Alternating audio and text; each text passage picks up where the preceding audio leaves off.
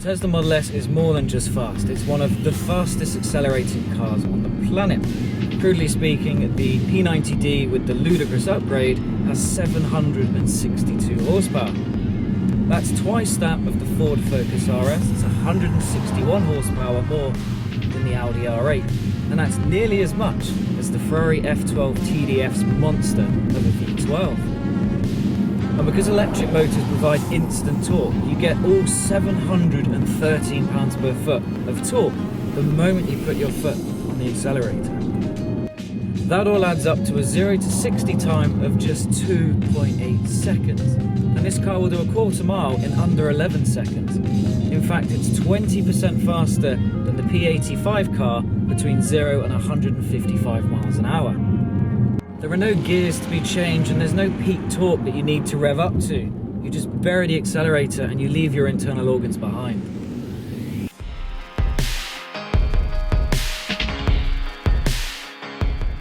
Range anxiety was and still is the biggest problem for an electric car, which Tesla is aware of.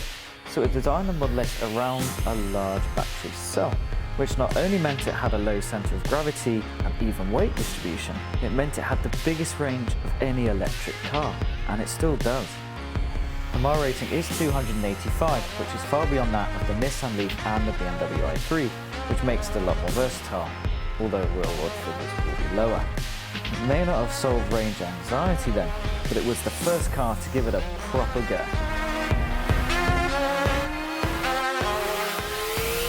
Such a technological company, Tesla's approach to improving the Model S was delightfully simple. Instead of having just one electric motor at the rear, it added a second one on the front axle, turning the car from rear-wheel drive into an all-wheel drive one. The Model S has an optional air filtration system which basically cleans the air before it comes into the cabin, removing all of the nasty diesel and petrol particulates you get from other cars.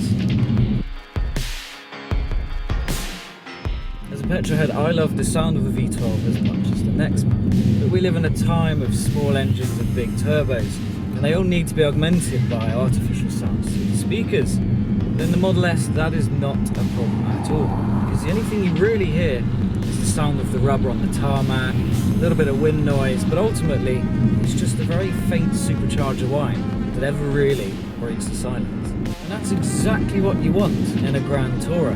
No other car at this time is as quiet as much of the time. Now, critics will argue that the Tesla Model S is much less eco-friendly in reality because of the lithium-ion mining process and the manufacturing of the car. And that is actually very true. However, if every country on the planet used renewable clean energy sources to make their power, it would be a much better situation than it would be for a petrol car. One day oil is going to run out, so there is every reason not to suck the last drop out of the earth. Then there's the fact that diesel emissions have been linked to cancer, so there's every reason to breathe more clean and fresh air. It's not environmentally perfect, don't get me wrong, but it is a significant step in the right direction. I don't mean it has lane assist or perpendicular park, although it can do both of those things. What I mean is it can actually steer, brake and accelerate without any input from you whatsoever. Which is terrifying. Now Tesla refers to it as a driving assistant, which is probably fair because it isn't 100% infallible. Like that. But honestly, it is the closest thing we have to full autonomy right now. And best of all, it only costs £2,200 to spec it, which is really good value for money if you spend a lot of time in traffic jams.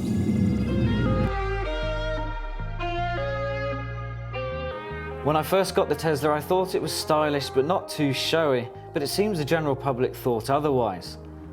When I first had the Model S, I watched 2 bus drivers stop and lean out to take pictures of it. People would come up to me in supermarkets to ask what the hell it is. And even now in 2016, people still want to take a cheeky photo of it. There are plenty of better looking cars out there, but few, if any, spark people's interest in such a way. Infotainment systems are big bucks these days, which is why just about every manufacturer offers them. But there is nothing like the Tesla Model S in this department. I mean, look at it. It's a bloody 17-inch iPad display that controls just about everything the car can do. From controlling the ride height and initiating ludicrous mode to browsing the web, it can do it all. And because it has an inbuilt SIM card, things like Spotify can do their thing without having to connect a phone. Maybe just a little bit fiddly to use sometimes, but it is extremely useful, especially as the navigation system factors in whether you need to charge midway through a journey and exactly where you can.